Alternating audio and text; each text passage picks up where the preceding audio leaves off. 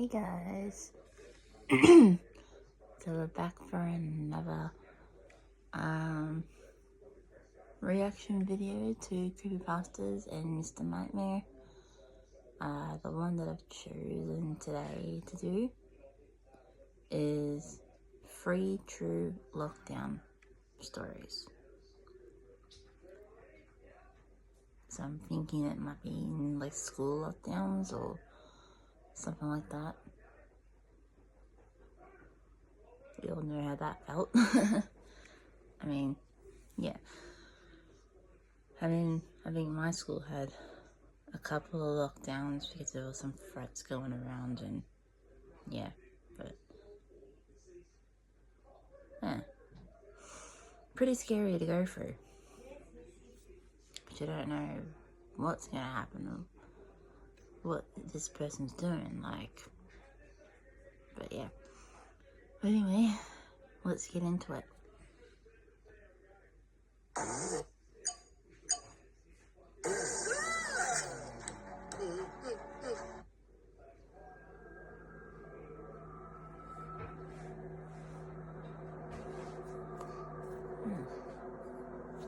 Ouch.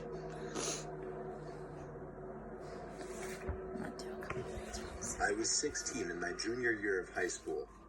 I had 9 periods in the school day. 5th period was lunch, and straight from there was my astronomy class.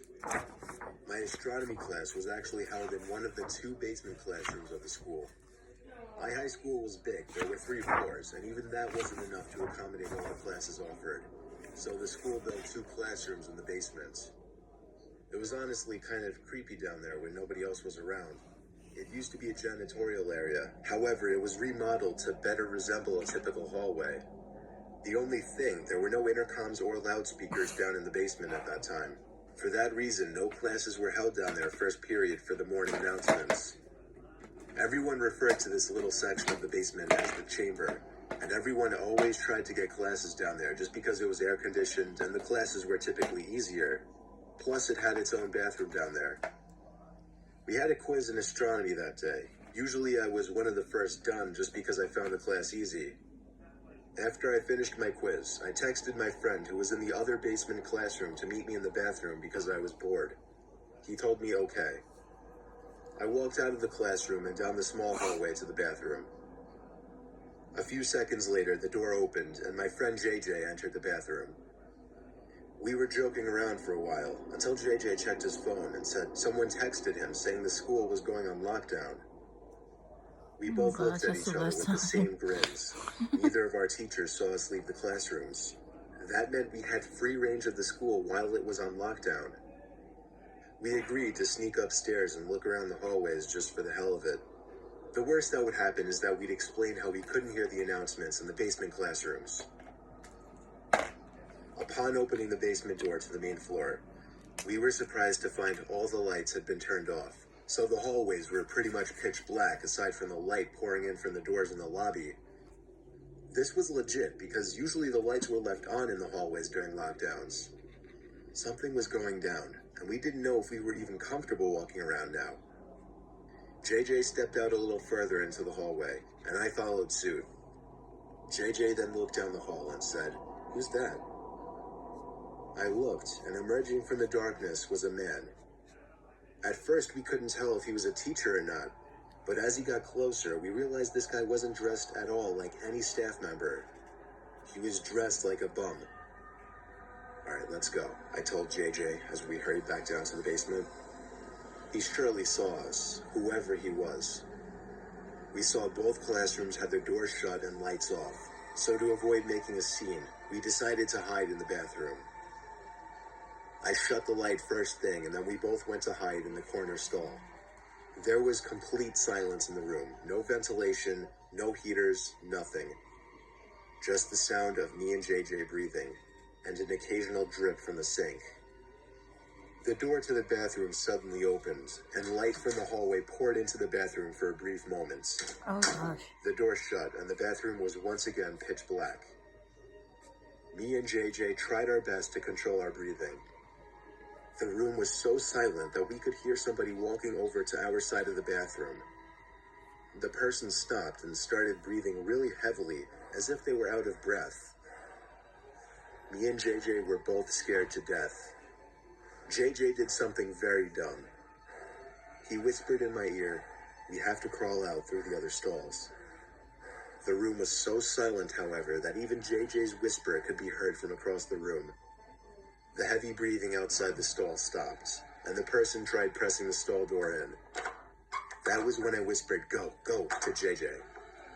We both crawled under the sidewall to the next stall over, and then the next stall, and then finally out to the other side of the bathroom. The person was now full on banging on the stall door. Me and JJ hopped up off the floor, opened the door, and as the light filled the room again, we saw the guy from upstairs in the corner. We pounded on the door to JJ's class. The teacher let us in within seconds. JJ explained everything as the teacher locked the door, mentioning a gun sticking out of the man's pocket. Oh. I was shocked to hear this because I didn't see a gun, but I went along with it anyway. Usually a bunch of high school students would be laughing their asses off at two students causing a scene like this, but I noticed all the kids sitting in the corner looked concerned. A sudden bang at the door made everyone jump, and a couple of girls squeal out of fear. JJ, the teacher, and I could see the man standing at the door, looking through the window while trying the doorknob. Go away. After a few bangs on the door out of what seemed to be anger, he turned and walked down the hallway back to the stairs. We don't know how much longer the lockdown went on for, but for over an hour we sat in silence in the room, other than the teacher occasionally asking me and JJ questions in a very concerned tone, shaking his head after everything we would tell him. Eventually, somebody from upstairs called the teacher, and he instructed all of us to single file walk up the stairs and out of the building, where we would be greeted by cops. Me and JJ did the best we could at describing the man to the cops and to the dean. One of the cops patted me on the back, and we were sent off to go home. After this incident, the school installed cameras everywhere and ramped up the security budget. This incident never got media attention, so honestly, we never found out if police caught the guy. I'm convinced that man had no other intentions but to kill us then and there in that bathroom stall. Gosh. Score scorching deals with Bottle Mart. Step into summer with a Tokyo wardrobe makeover. At least she's got out there while you did. That's the main thing. I just gotta sit back for a minute. Ouch. I'm a retired New Jersey police officer. Throughout my 20 years in the force, the most disturbing call I ever received was for a school lockdown happening at a nearby middle school, of which I'll leave out the name for legal reasons. It happened on a stormy, dark day. My car number was called on the radio to respond to a lockdown, where a suspicious-looking man was seen stepping out from a white van parked behind a school and walking into the back door by the boys' locker room. I pulled up to the back parking lot of the school, right next to the white van. Nobody was inside, and all the doors and trunk were locked. I opened the red back door that entered into the gym hallway, right by the locker rooms. The main lights had been turned off, so the whole inside of the school was dark. I unholstered the flashlight from my belt and used it to navigate the halls. I made it to the lobby of the school, where a woman emerged from the front office quietly, telling me to check the boys' locker room, but to be careful because the person might be armed. I called for backup on my radio and was assured backup was already on the way. I made it back to the hallway I entered from, where I found the boys' locker room right next to the exit. I pushed it open very quietly. There were no windows in the rooms, therefore there was no light whatsoever in that locker room. Only the light provided by the flashlight. There was a white noise in the room, some kind of vent on the ceiling blowing air. But even over that, I was hearing faint scratching type noises, or little dings on the locker doors from the other side. I was supposed to make my presence as a police officer known, but honestly, I was just too scared. The tension in the room was insane. I held my flashlight in one hand and my gun in the other as I snuck to the other side of the locker room. It seemed like wherever I was in the room, the dings and thuds would be coming from the other side. I was standing in the corner of the locker room, right by the door to the bathroom. when the sound of someone slamming a locker door from another room made me jump out of my skin. I went in the direction where I heard the slam to find out that it was from the boys' football team locker room. There was no door separating the main locker room from the football locker room. The lockers in here were also 3 times the size. I finally had the nerve to make my presence known by shouting police. After shouting, a kid started screaming help from somewhere in the room. It was very muffled though. The kid pounded on the locker door on the other side of the row I was in. When I found out that the boy was trapped inside of a locker, I felt sick in my stomach. I told him I'd be right back, once again calling for backup while running outside to where the white van was. It was gone. My biggest mistake was not getting the plate number first thing. I told dispatch to be on lookout for a suspicious white van. I ran back into the school and instructed the staff in the front office to end the school day and to send somebody with a key to the locker room to get the boy out of the locker. The boy was held by the man with a knife on his back, as I speculate the man was quietly trying to get the 12-year-old boy to his van. The boy was bleeding on his arm from the man cutting him while resisting. Oh, God. The man's van was spotted a week later in a 7-Eleven parking lot, where he was arrested after being properly identified.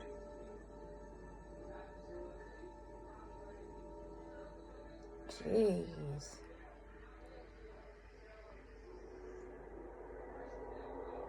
I was staying in a Hampton Inn in New Jersey when I was visiting Rowan University, a college I potentially wanted to attend.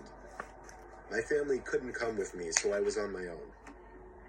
After attending campus tours, I went to get a bite to eat at a nearby restaurant, and then went back to the hotel at around 8 p.m., planning on going back to campus again the next day. About an hour after returning to my room, a strange alarm started going off in my room, along with a white light flashing from the corner of the ceiling.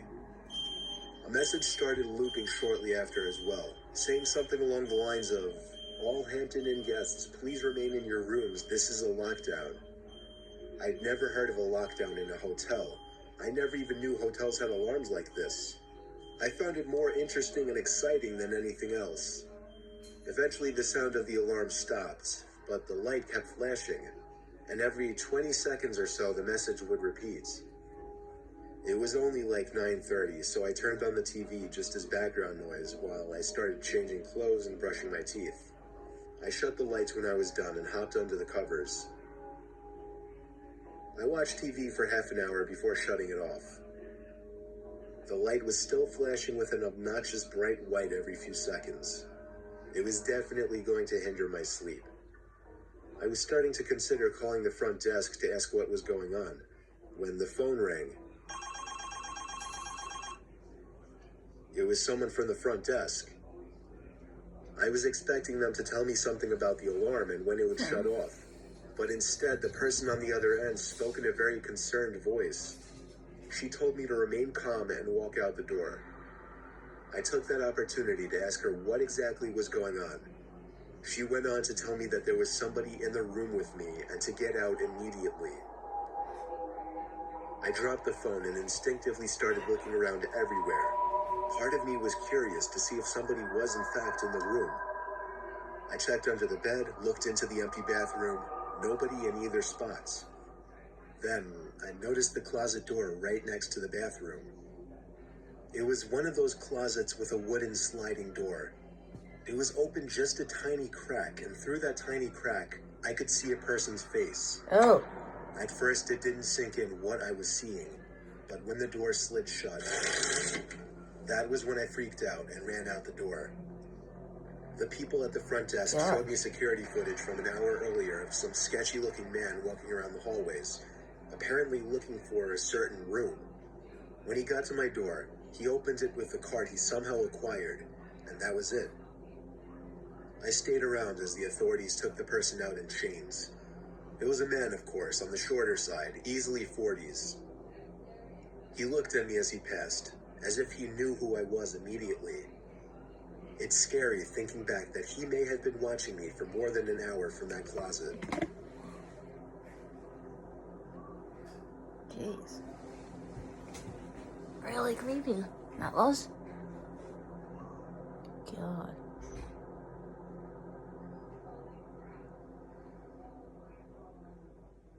Can you just imagine living in a hotel? Or you're like staying in a hotel and you're just like, I just want to go to freaking sleep. And it's just like, oh, that is, yeah, it's scary as. Especially when you go to school, like you're supposed to be there and be safe and get an education. But then, yeah, some silly people come by.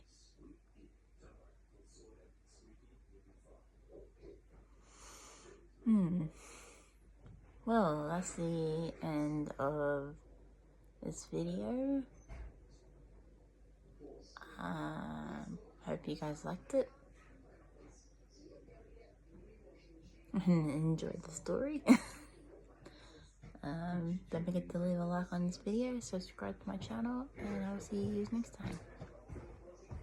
Bye.